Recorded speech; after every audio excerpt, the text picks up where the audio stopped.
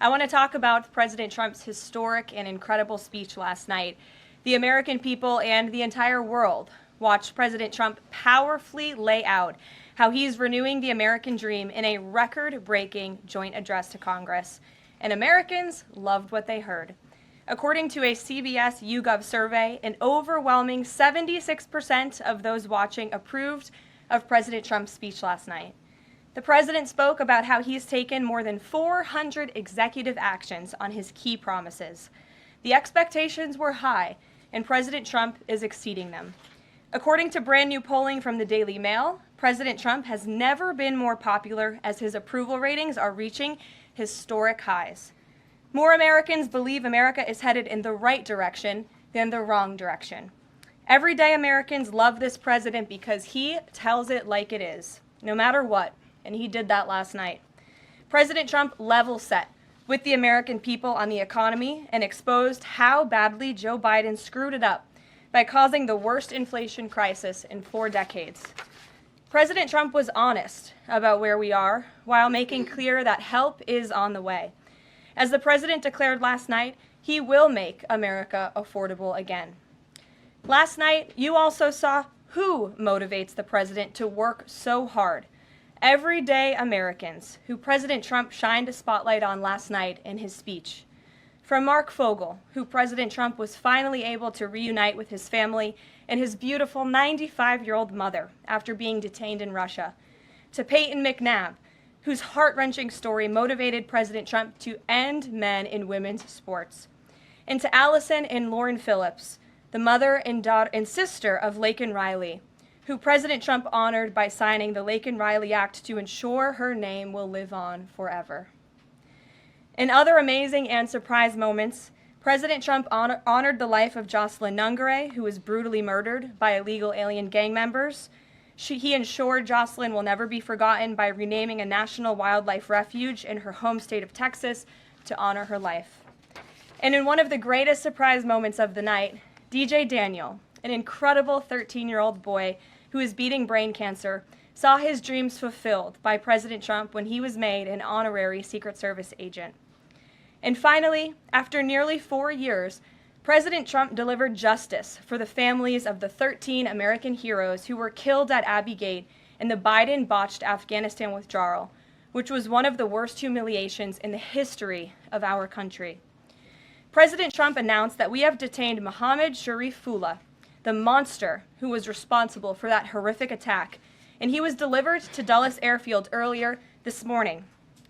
On his first day in office, President Trump's national security team across the federal government prioritized intelligence gathering to locate this evil individual. President Trump's team shared intelligence with regional partners such as Pakistan, who helped identify this monster in the borderland area late last month. Mohammed confessed to his crimes related to Abbey Gate and other attacks in Russia and Iran as well to the Pakistanis. And U.S. law enforcement officers traveled to Pakistan over the weekend, where he again confessed his crimes to the FBI. As President Trump said last night, this killer will now face the swift sword of American justice for these atrocities right here on United States soil. Joe Biden was responsible for this botched withdrawal, and he had 3 years to find this evil terrorist, and he didn't even try to get the job done. But President Trump campaigned on behalf of and grew very close to the Gold Star families. He promised them accountability, and last night, he kept his promise. He spoke to those Gold Star families yesterday, ahead of his speech, in an incredibly heartwarming call to share this incredible news.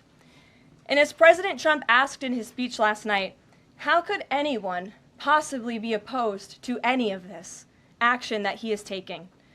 Well, apparently, the modern-day Democrat Party could. The behavior of Democrats last night was completely disgraceful and demonstrated how severely out of touch they are with the American public. It was the most shameful moment in the history of presidential addresses in that beautiful chamber. In what was supposed to be a unifying moment for our country, Democrat members of Congress instead screamed at the President of the United States, who was just overwhelmingly reelected by their constituents, walked out of the chamber, and worst of all, they disrespected the American people. Democrats didn't stand to keep men out of women's sports. They couldn't even clap for a girl who got her head smashed in by a man on a volleyball court. Democrats didn't stand for an innocent and beautiful child who is surviving brain cancer. They opposed eliminating taxes on tips and Social Security. They didn't stand in favor of cutting taxes for hardworking Americans. They couldn't even clap for two mothers whose daughters were killed by illegal aliens. One of the only things that could get Democrats off their feet last night was cheering for Ukraine, not for America. Last night was a very clarifying moment for our country. The Democrats exposed themselves as the party of insanity and hate, the party that wants to put America last. They've allowed their Trump derangement syndrome to stop them from celebrating America and our people, and we will not allow them to forget that. And it's not just the Democrat Party. The mainstream media still doesn't get it. Last night, MSNBC's Nicole Wallace disgustingly looped in a 13-year-old boy with brain cancer into an attack on the president over January 6th. And CNN's first chyron out of the speech called it divisive. President Trump wasn't divisive. The Democrats were.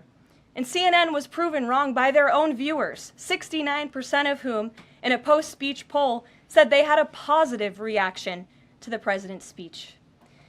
It's sad and frankly pathetic that Democrats and liberals in the legacy media continue to allow their hatred for the president to override their love for our country. But nevertheless, the president will continue to unify this nation through policies that are grounded in common sense and that uplift all Americans. We have an individual in our new media seat today, Mary Margaret Olohan, who is the Daily Wire's first ever White House correspondent. Congratulations, Mary Margaret. The Daily Wire was founded 10 years ago by Ben Shapiro. The Daily Wire now has over 1 million paid subscribers, a monthly network reach of 138 million, and has evolved into a leading conservative multimedia giant. They are now the 5th largest podcast network in the world and home to some of the top-ranked shows. With that, I will take your questions, and Mary Margaret, why don't you kick us off? Thank you so much, Karoline. It's great to be here. Thanks. So I had 2 questions, if that's okay. The first Sure. on last night and the second on Maine. You talked about behavior from Democrat lawmakers, a lot of disruptions, and I just wanted to kind of go back to that. We saw Democrat lawmakers not stand for Laken Riley, for Peyton McNabb, for the son of a slain police officer and 13-year-old cancer survivor.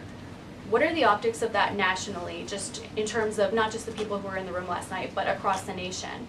And also, was President Trump expecting this type of behavior when he was crafting his speech? So I gave a quote to one of the media outlets in this room yesterday that Democrats behaving like children would be the least surprising thing of the night. And unfortunately, that quote did turn out to be true. I think the president and everyone, frankly, was surprised by the Democrats refusing to stand for not the president's policies, because frankly we expected that, but for the everyday Americans who President Trump was shining a light on their stories. Mark Fogel, for instance, an American school teacher who was detained by the Russians. President Trump freed him. If Joe Biden had done that, they all would have been on their feet, but because of it came from President Trump, they weren't. So we think it's very sad, but we're very proud of the president today, and the American people are the people that this president cares about most, and the reviews are in, and everybody loved his speech.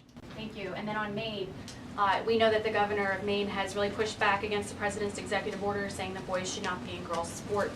I spoke with a lawmaker from Maine this morning who told me she'd been censured by state lawmakers for calling a man and speaking up on this. What is the next move for the White House in this battle to protect the integrity of women's sports? Yeah, well, the Department of Education has sued the state of Maine. As you know, there's ongoing litigation. The president has made a commitment to ensure that states are being held accountable if they continue to allow men in women's sports, which he believes is an egregious violation of taxpayer dollars. And so that fight continues, and the president won't back down. Again, this is a common sense policy. 80% of the American people, including more than 60% of Democrats, do not want men in women's sports. So the president will stand by this commitment.